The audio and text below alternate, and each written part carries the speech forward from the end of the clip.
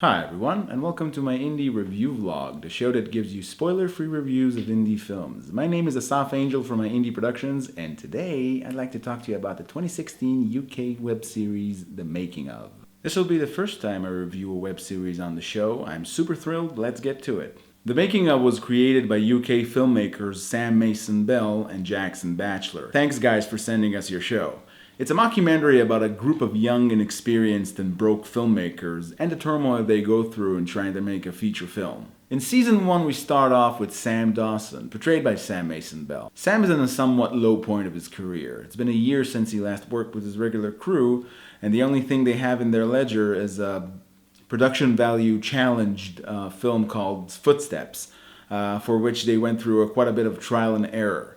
Sam wants to make a new film, but he has no money, so much so that he had to move back home with his mother, portrayed by Suki Jones. Sam rushes to get the gang back together and have everyone on board for a new project after a potential investor promises to match Sam's investment and budget otherwise acquired pound for pound. So in this first season, we get to meet everyone and witness and examine their lack of self-awareness that leads to pretty hilarious situations. We have Rishi, the gang's director of photography. Ross is the sound guy and an inspiring filmmaker of his own accord. We have Ryan, the group's in-house actor, as well as Ben Wood, a retired porn actor who joined their clique.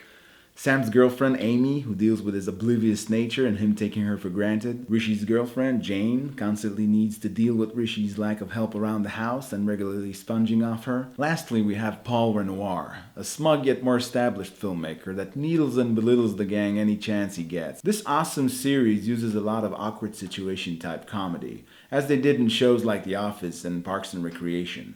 The lead characters are ridiculously clueless and annoyingly pragmatic in their thinking, and to counter that are the women in their lives who are completely normal and down to earth. Season 1 focuses on what the guys go through to raise enough money for their film and how these things affect the women in their lives. What I love most about this season is the way it manages to have its characters be so likable so fast.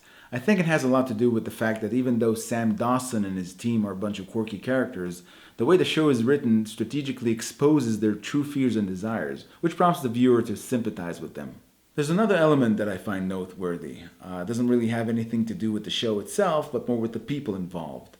There's great dissonance between some characters and the people who portray them.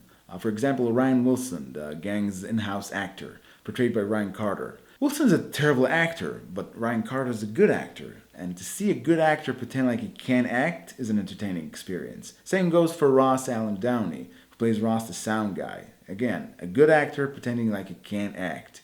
That makes great comedy. In a different aspect, Sam Dawson is a wannabe filmmaker who rarely gets anything done, but Sam Mason-Bell, who portrays him, is a prolific filmmaker with a long list of credits to his name. To sum up season 1, whether you're a fan of this type of comedy or not, this is a great, wonderfully executed show filled with memorable performances and characters that rapidly grow on you.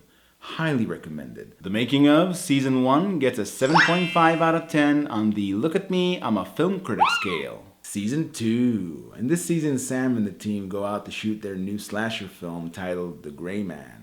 Sam quickly finds himself handled by a bullshit intolerant producer, and he must oblige because said producer fronted the money for the film.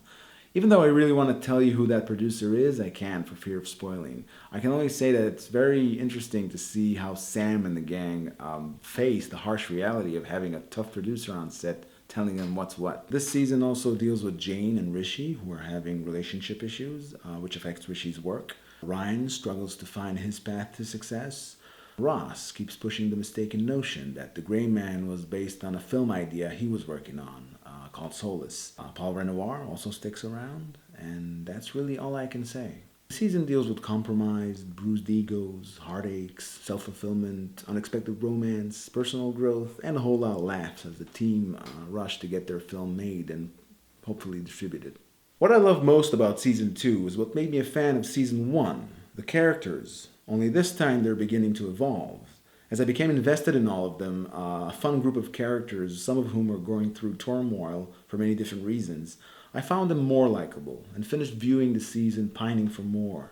These guys really did a great job. Some would argue that a filmmaker's main job is to make his or her audience feel something and be entertained. Sam Mason Bell, Jackson Batchelor, and all involved did just that. The Making of Season 2 gets an 8 out of 10 on the Look at Me, I'm a Film Critic scale. If this sounds good to you, head over to Stream Now TV, link in the description, where you can binge watch Season 1 and 2 as well as 3 other spin-off videos. Season 3 of The Making of will debut on June 29th on Stream Now TV, so be sure to check that out as well. Until next time, keep supporting indie film. My name is Asaf Angel, and thank you for tuning into my indie review vlog.